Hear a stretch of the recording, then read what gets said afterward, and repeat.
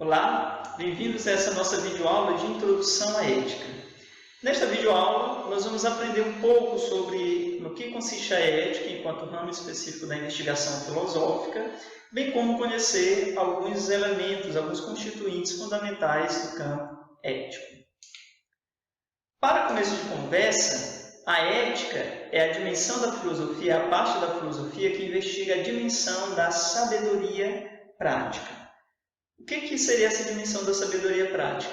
É aquele conhecimento do qual nós dispomos e que nos ajudam a decidir que ação seguir ou que realizar diante de determinadas circunstâncias da vida. A nossa vida é cheia de situações, é cheia de circunstâncias que precisam que a gente tome uma decisão, precisam que a gente oriente a nossa ação para algum fim, e a ética é justamente esse ramo da filosofia, esse campo do conhecimento que nos ajuda a decidir sobre o que fazer.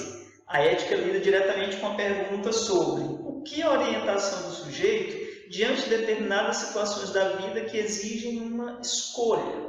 Ou seja,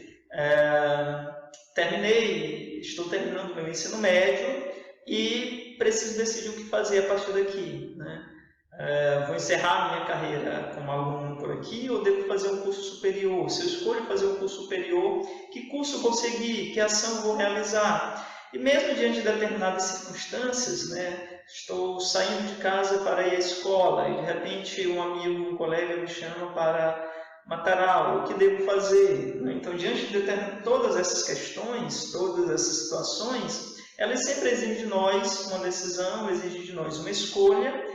E a ética é justamente o ramo da filosofia que investiga isso, né? O que orienta, então, a ação do sujeito diante de determinadas circunstâncias da vida, né?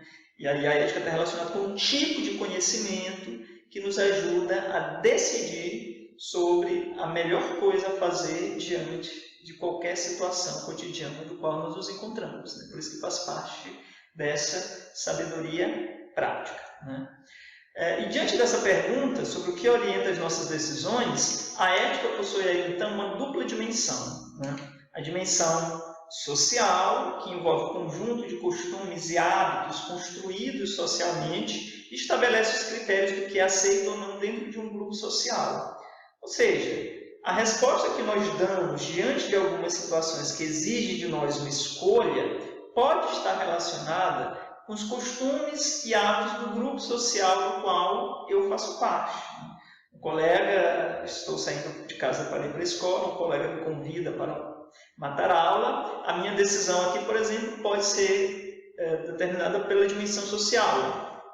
Por exemplo, o meu grupo familiar, as tradições, os hábitos e os costumes podem me ajudar aqui a decidir, a tomar uma decisão.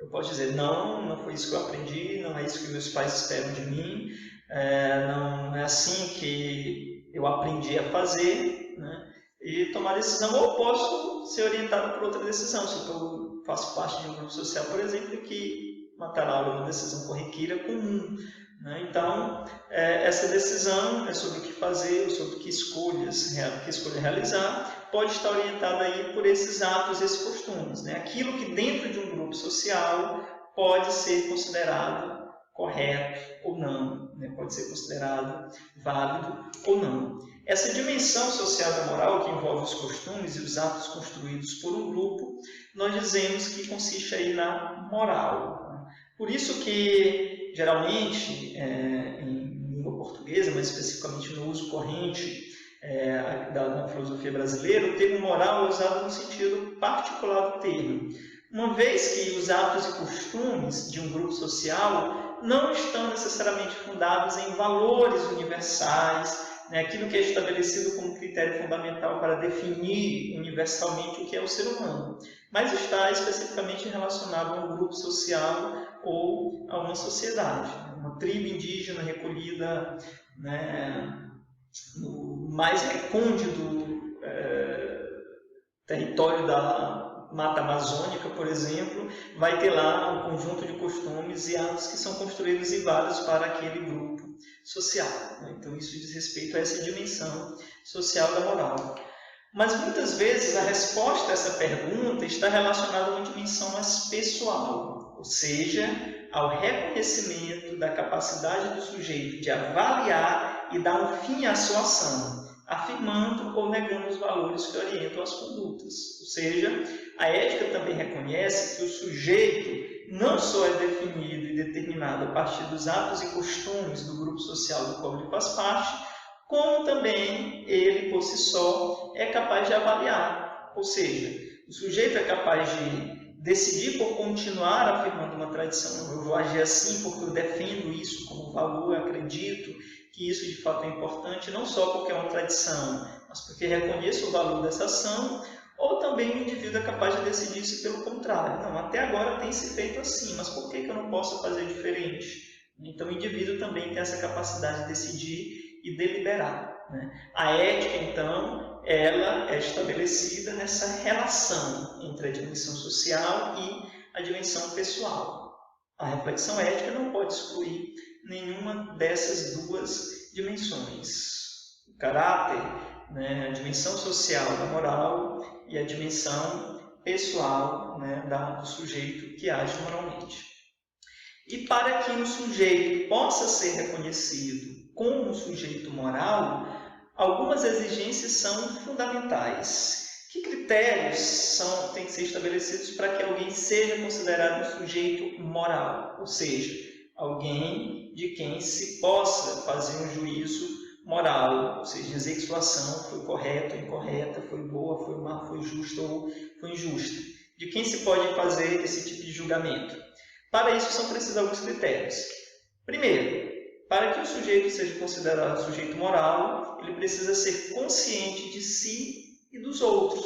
Ou seja, o sujeito tem que ser capaz de pensar e de refletir sobre suas ações, ou seja, pensar sobre os próprios pensamentos. É isso que significa, mais especificamente, ser consciente, né? Pensar sobre o que está fazendo, pensar sobre o que está pensando em fazer, refletir sobre o que está pensando em fazer ou refletir sobre aquilo que está orientando, está conduzindo aí a sua decisão e a sua ação.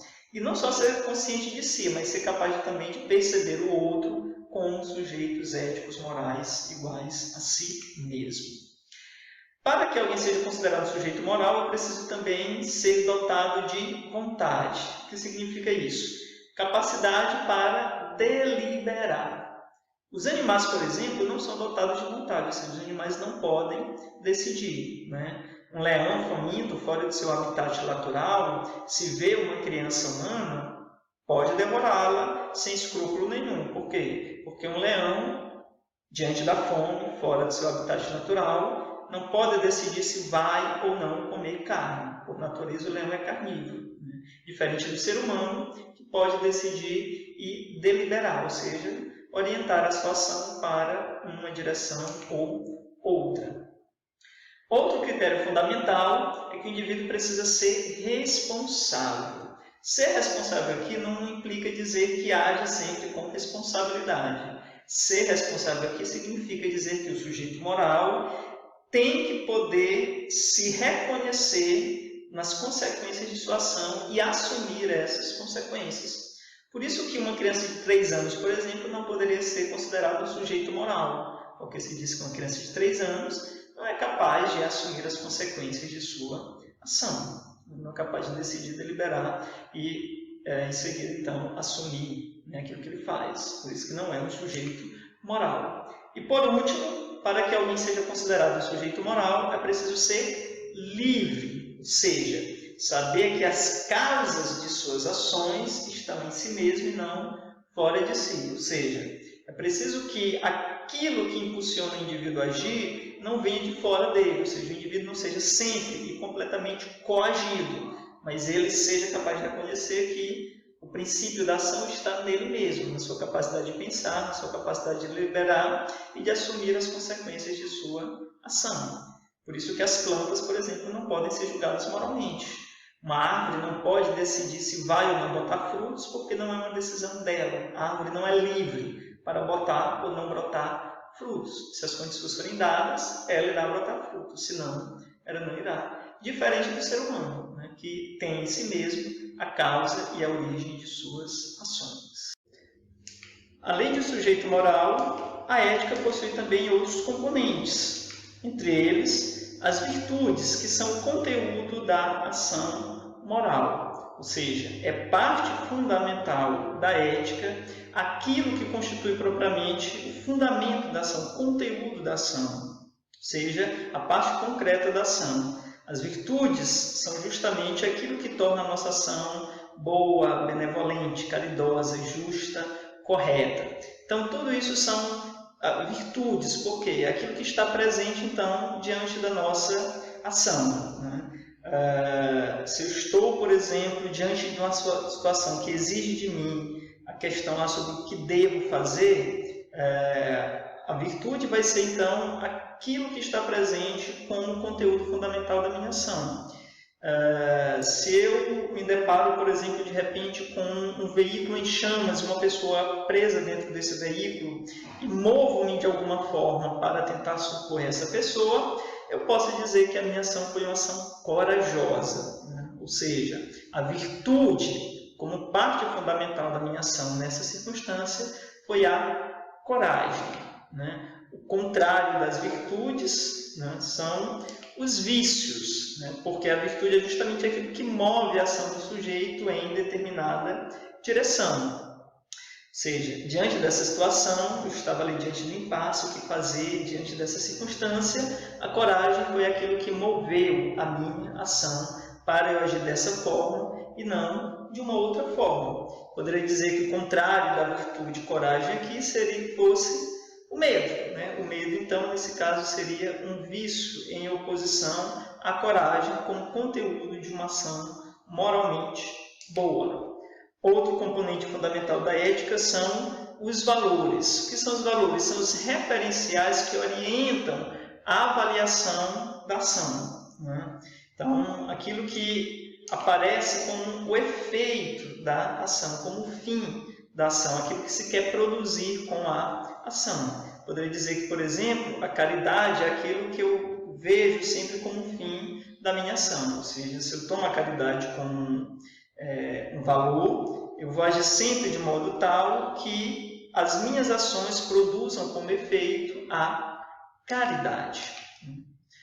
Os valores, por seu turno, podem ser considerados sob um duplo aspecto. Eles podem ser considerados subjetivos ou objetivos. Se eu digo que os valores eles são objetivos, eu digo que eles existem independente da vontade particular de um sujeito, ou seja, eles teriam validade universal e necessária. Seriam valores para qualquer pessoa, em qualquer lugar do mundo, em qualquer período da história. Se eu digo que, por exemplo, a caridade é um valor objetivo, eu estou dizendo que a caridade, ela vale, ela é um valor independente de qualquer circunstância, independente de período histórico, independente de cultura, de tradição, de raça, de credo, independente de vontades particulares, a caridade seria sempre um valor. Então, ela tem validade, de fato, objetiva.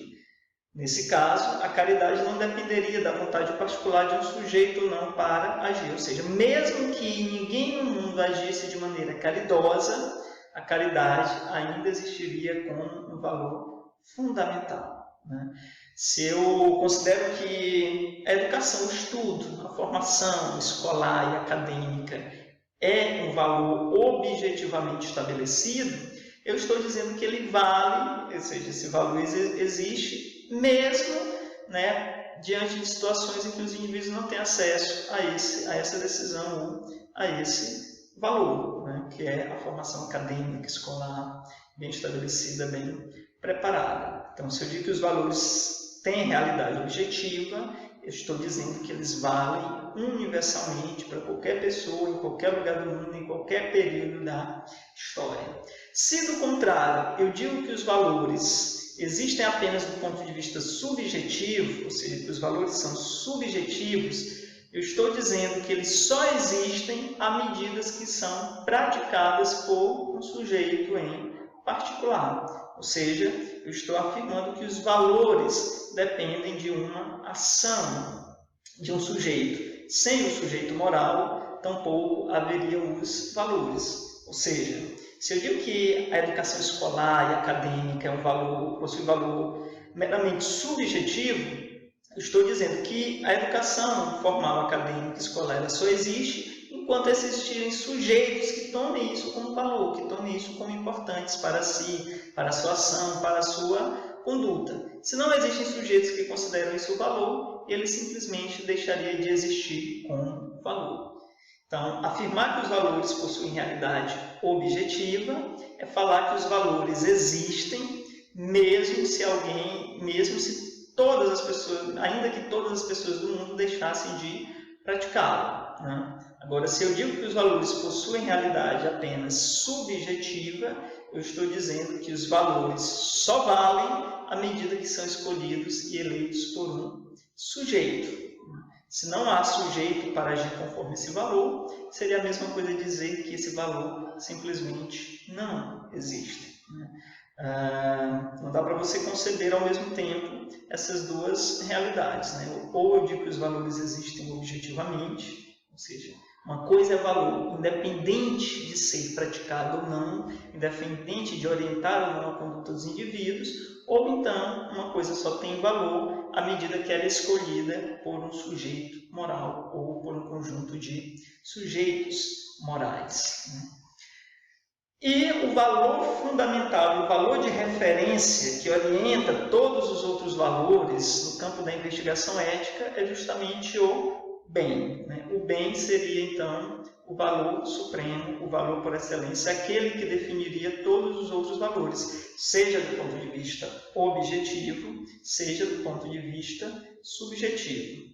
Por exemplo, se eu digo que o bem ele possui uma realidade objetiva, aquilo que é bom independente de qualquer sujeito, em qualquer lugar do mundo, em qualquer período da história. Ou seja, uma coisa não é boa simplesmente porque alguém diz que ela é boa porque acha que é boa. O que é bom em si mesmo, independente da vontade particular dos sujeitos.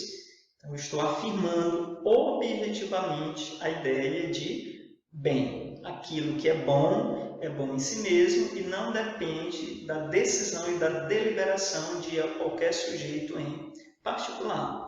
Agora, se eu defendo a perspectiva subjetiva dos valores, eu estou dizendo que o bem só é de fato bem à medida que é escolhida por um sujeito. Ou seja, a noção de bem ela tem realidade e validade subjetiva e não objetiva. Ou seja, aquilo que é bom depende de um sujeito, depende da afirmação de um sujeito como sendo bom ou não. Portanto, o bem é a referência fundamental. Todos os outros valores se ligam de uma forma ou de outra a esse que seria o valor fundamental. Se eu digo, então, que a coragem, a caridade, a solidariedade, a benevolência, a honestidade são valores a serem preservados na sociedade, eu estou dizendo que, de alguma forma, todos eles são bons, são coisas boas, né? É bom que se haja conforme, então, esse fim, conforme esses valores, sejam eles considerados do ponto de vista objetivo, sejam eles considerados do ponto de vista subjetivo, né? É a noção do bem que orienta, inclusive, duas outras categorias fundamentais do campo da investigação ética, né? Aquilo que define o que é correto e aquilo que define o que é justo, né? Então, a ética, enquanto campo de investigação filosófica, que lida com a ideia do que constitui um sujeito como sujeito moral, que lida com o conteúdo da ação, né, para defini-la como sendo boa ou má, e que lida com os valores, né, aquilo que orienta o fim da ação do sujeito, define também os critérios daquilo que é correto ou incorreto, né? Por isso o caráter de correção também está ligado a essa noção moral. E também aquilo que é justo, né? A ética, de um modo ou de outro, vai estar relacionado à noção de justiça, definir o que é justo ou injusto diante de determinadas circunstâncias. É, inclusive, o valor da justiça o elemento fundamental do direito, né? Que alguns moralistas definem como o mínimo moral, né? Ou seja, o direito é aquilo que é minimamente estabelecido para que um sujeito possa ser considerado sujeito moral. E por isso, para que a sua ação seja de fato julgada como uma ação justa, né? De modo que essas categorias, o bem, o correto, o justo, são os valores fundamentais aí, porque estão vinculados às teorias e às questões éticas. Agora, a definição de que se o bem seria subjetivo ou objetivo, se bem, o que é bom e o que é correto, o que é bom e o que é justo coincidem ou não, ou o que estabelece o caráter de correção ou de justiça de uma ação, isso foi mudando ao longo do pensamento filosófico e ao longo de diferentes categorias e escolas de pensamento filosófica por todo o pensamento ocidental, né? Cada escola, em cada momento, a referência sobre o que seja bom, sobre o que seja justo e correto, foi então modificando e como isso seria concebido na vida em sociedade. É isso, valeu! Espero que tenham aprendido um pouco mais sobre a ética do ponto de vista filosófico.